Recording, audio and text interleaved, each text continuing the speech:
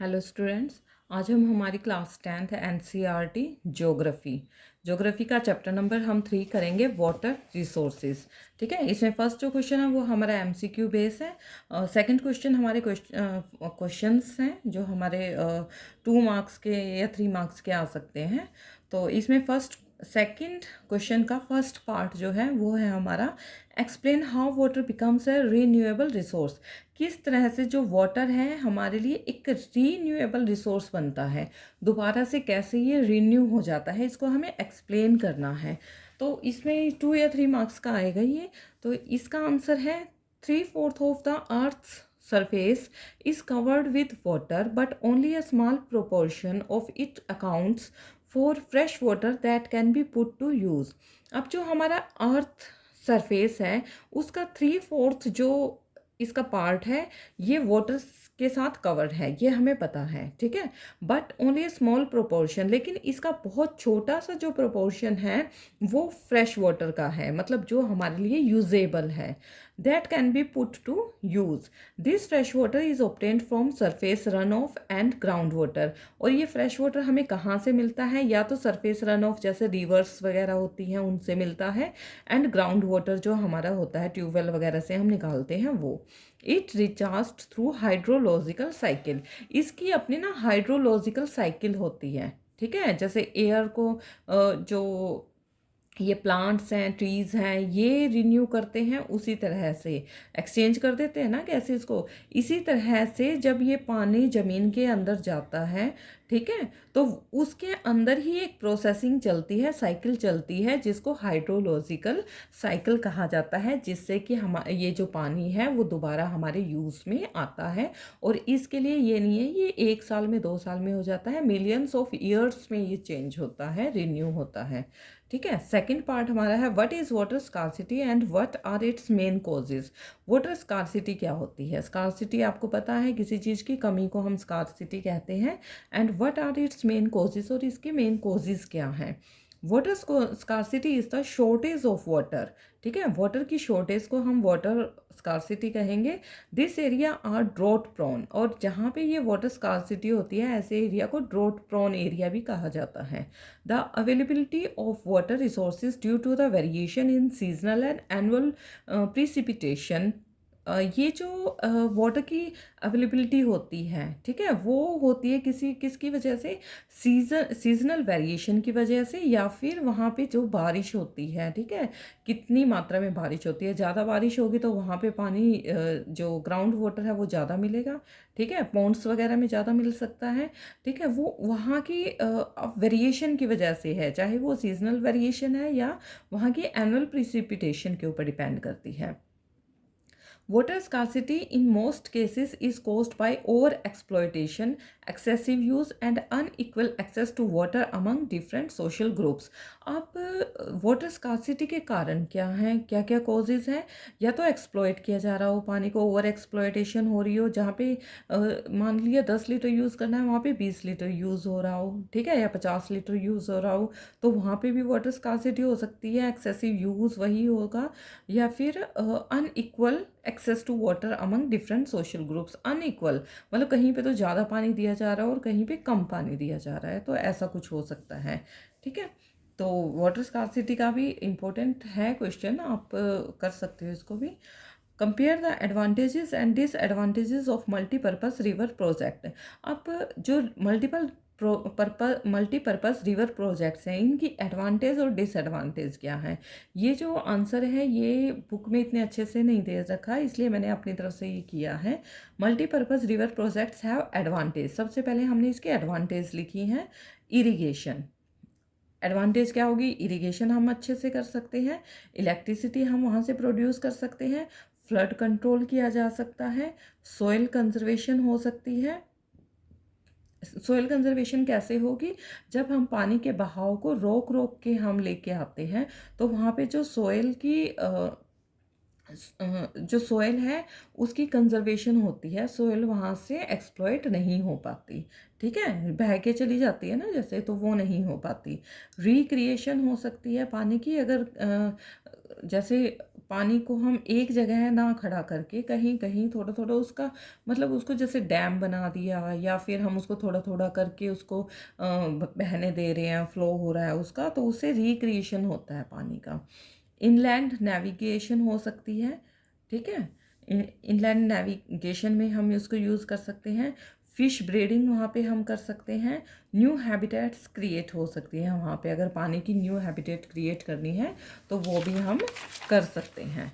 Next हमारा जो disadvantage है वो क्या हो सकती है, एनवायरमेंटल इम्पैक्ट हो सकता है। ठीक है, अगर जो डैम है, आप एक तो है नेचर ने कहा है कि इस पानी को बहने दो जितना ज़्यादा हो सके। ठीक है, लेकिन उससे क्या होता है, इन्वायरमेंट के ऊपर इम्पैक्ट, पानी जाना कहाँ चाहिए और जा कहाँ रहा है, हम उसको डाइवर्ट कर रहे हैं। तो मतलब किसी एरिया में अगर वहाँ पे पानी नहीं जा रहा तो वहाँ पे ड्रॉट प्रोन एरिया बन सकता है, या वाटर की स्कार्सिटी हो सकती है, तो वहाँ के एनवायरनमेंट पे भी उसका इम्पैक्ट पड़ेगा। ठीक है, तो ये है environment impact.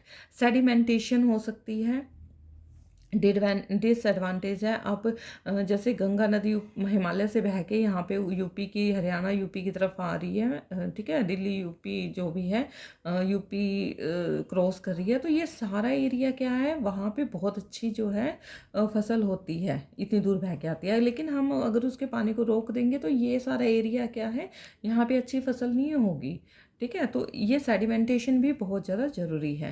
Fragmentation of reverse, reverse को डिवाइड कर दिया जाता है, जिससे वो जो थोड़ा थोड़ा पानी है वो सारा सूख जाता है। डिस्प्लेसमेंट ऑफ पीपल, इससे पीपल लोगों की डिस्प्लेसमेंट भी बहुत डिपेंड करती है, क्योंकि जहाँ पे पानी होगा वहाँ पे ही जो पॉपुलेशन है वो ज़्यादा होती है। अगर थोड़ा थोड़ा पानी कर देंगे तो कहाँ पे जाके कितनी वाटर जो है उसको वहाँ पे लोग ज़्यादा नहीं रहेंगे। ठीक है, तो डिफॉरेस्टेशन हो सकती है इससे, क्योंकि जहाँ पे पानी ज़्यादा होगा वहाँ फॉरेस्ट भी घने होंगे, तो डिफॉरेस्टेशन भी उससे हो सकती है। नो एडिक्वेट फ्लड्स, अब जो फ्लड है ज़रूरी नहीं है कि जहाँ पे पानी जा रहा है वहाँ पे फ्लड ही आए। ठीक है, सोयल क्वालिटी, वहाँ की सोयल की क्वालिटी जो है वो ख़राब हो सकती है, तो कम पानी होगा तो ऑब्वियसली सोयल की क्वालिटी ख़राब होगी। तो ये सारी क्या है, डिसएडवांटेजेस हैं। अब थर्ड क्वेश्चन का फर्स्ट पार्ट है, discuss how rain water harvesting in semi arid regions of Rajasthan is carried out. अब जो रेन वाटर हार्वेस्टिंग है वो सेमी एराइड रीजन्स है, जैसे राजस्थान के कुछ सेमी एराइड रीजन्स हैं, उसमें कैसे मतलब रेन वाटर हार्वेस्टिंग की जाए। In the semi arid and arid regions of Rajasthan had underground tanks होते हैं और टैंकार्स होते हैं फॉर स्टोरिंग ड्रिंकिंग वाटर, जिनमें कि ड्रिंकिंग। थर्ड क्वेश्चन का फर्स्ट पार्ट है, discuss how rain water harvesting in semi arid regions of Rajasthan is carried out. किस तरह से राजस्थान के सेमी अराइड रीजन में रेन वाटर हार्वेस्टिंग की जाती है। In the semi-arid and arid regions of Rajasthan, almost all the houses traditionally had underground tanks for storing drinking water. अब जो सेमी अराइड और एराइड रीजन है राजस्थान के, जहाँ पे पानी की कमी है, वहाँ पे सभी हाउसेस में ना पहले भी अंडरग्राउंड टैंक्स होते थे वो ड्रिंकिंग वाटर को स्टोर करने के लिए। The tanks could be as large as a big room, और वो जो टैंक होते थे वो इतने बड़े होते थे जितना बड़ा एक रूम होता है। The houses with sloping roofs are connected through a pipe. अब उन हाउसेज की जो रूफ्स होती थी वो स्लोपिंग होती थी और वो एक पाइप के थ्रू कनेक्ट होती थी। The first spell of the rain was not usually collected, जो पहली बारिश होती है उसका पानी उसमें को कलेक्ट नहीं किया जाता, बल्कि उसका यूज़ होता है this would clean the roofs and the pipe, pipe और रूफ को क्लीन करने के लिए। The rain water from the subsequent showers was then collected, और उसके पहले शावर के बाद की जितने भी बारिश होती है उसको कलेक्ट कर दिया जाता है उस टैंक्स में। ठीक है, ये हमारा थर्ड पार्ट का फर्स्ट थर्ड क्वेश्चन का फर्स्ट पार्ट हो चुका है, अब है थर्ड क्वेश्चन का second part. Describe how modern adaptations of traditional rain water harvesting methods are being carried out to conserve and store water. किस तरह से मॉडर्न एडोप्टेशन है जो ट्रेडिशनल रेन वाटर हार्वेस्टिंग की, वो किस तरह से मेथड जो है वो वाटर को स्टोर या कंजर्व किया जाता है। Fortunately roof top rain water harvesting is being successfully adopted. जो roof top rain water harvesting है ना, वो सबसे ज़्यादा सक्सेसफुल अडोप्ट की गई है to store and conserve water in their household roof top rain water harvesting system to meet their water needs. और ये जो roof top rain water harvesting system है ना, ये वाटर की उनकी जो नीड्स होती है ना, उनको पूरा कर देता है। The village has earn the rare distinction of being rich in rain water. क्योंकि जो विलेज है ना, उनमें बहुत ज़्यादा जैसे पानी की बारिश तो वहाँ पे आ जाती है, ठीक है। तो जो थोड़ी बहुत कमी होती है वो टैंक उसको पूरी कर देते हैं। Rain water running down from the roofs is not fed into drains. अब जो रेन वाटर है उसको वो ड्रेन्स में तो इकट्ठा कर नहीं सकते, ऐसा तो नहीं है कि नदियाँ चल जाएंगी उसकी, ठीक है। तो उनके लिए वो उतना ही सफिशियंट होता है कि उन टैंक्स में भर लिया जाए। Instead it is piped into underground reservoirs. तो यही उनके लिए सबसे बेस्ट है वाटर को स्टोर करने का और कंजर्व करने का। तो हमारे चैप्टर नंबर 3 के क्वेश्चन आंसर हो चुके हैं। इसके इम्पोर्टेंट नोट्स भी मैं करवा दूंगी और साथ में अगर एक्सप्लेनेशन चाहिए एक्सप्लेनेशन भी करवा दूंगी। लेकिन अगर इम्पोर्टेंट नोट्स ही कर लोगे वही ज़्यादा बेटर रहेगा आपके लिए। तो जैसा भी आपको जो भी देखना है, अगर फुल एक्सप्लेनेशन देखनी है चैप्टर की वो भी देख सकते हो, इम्पोर्टेंट नोट्स देखने हैं वो भी देख सकते हो, और ये क्वेश्चन आंसर करवा दिए हैं, ये भी आपके लिए बेनिफिशियल ही रहेंगे। और फ्रेंड्स, मैं इतनी मेहनत कर रही हूँ कि पहले चैप्टर रीड कर रही हूँ, इंपॉर्टेंट नोट्स बना रही हूँ, उसके बाद आपके क्वेश्चन आंसर राइट कर रही हूँ, उसके बाद आपको बता रही हूँ, ये सारे आपके सामने एक्सप्लेन कर रही हूँ। तो प्लीज़ सब्सक्राइब बहुत धीरे धीरे हो रहे हैं, तो थोड़ा सा ज़्यादा शेयर कर दो और सब्सक्राइब करवा दो प्लीज़ थोड़े जल्दी जल्दी, ताकि मुझे भी लगे कि हाँ मैं मेहनत कर रही हूँ, तो वो थोड़ा सा मेरे लिए भी बेनिफिशियल है। Thank you all, have a nice day.